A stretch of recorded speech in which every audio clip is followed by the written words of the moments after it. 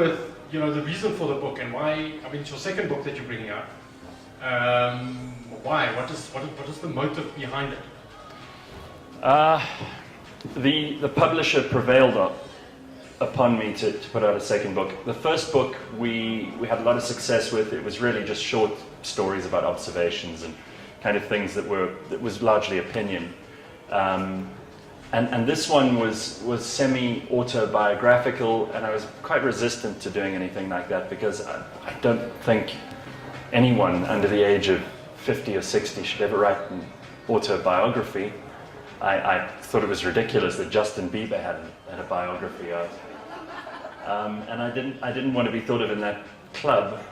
But when we started Cliff Central 3 years ago, I had a story to tell, and we were even more, when I say we, Rena, my longtime manager and business partner, we were both persuaded at the beginning of last year, with all that controversy around Mnet and Idols and Penny Sparrow and all of that stuff, that there was a story worth telling, because it was a story that got the whole of South Africa talking, in which I found myself an unwilling participant. So I thought that would be the good starting point, or a good starting point for a story. And Rena called up the publishers and said, all right, fine, you're going to get your book. And then she put me under the cosh for about 3 months. And eventually, after about 4 months, she realized I was running out of steam, so she helped me, and she climbed in knee-deep and made sure I wrote. And we churned out a book late last year. The problem was that we had to launch the book the day after the last episode of Idols, because I knew Mnet wouldn't be thrilled with it. And therefore, it only came out in November. And usually for Christmas, these books should come out a little bit earlier.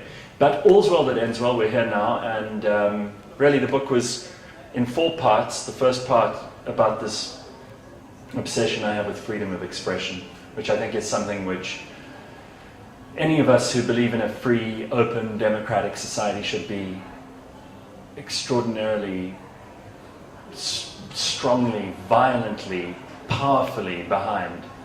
It's probably the only thing that's worth being sacred. If there is such a thing as sacred, I don't regard very much as sacred, but freedom of expression is probably the one thing that comes closest for me. The second part of the book is really about my early days in radio. The third part about television and my experiences there, and the fourth part about building this business, Cliff Central, the people that we've been working with, the stories that we've been able to tell on this new platform, and what the future really holds in terms of media.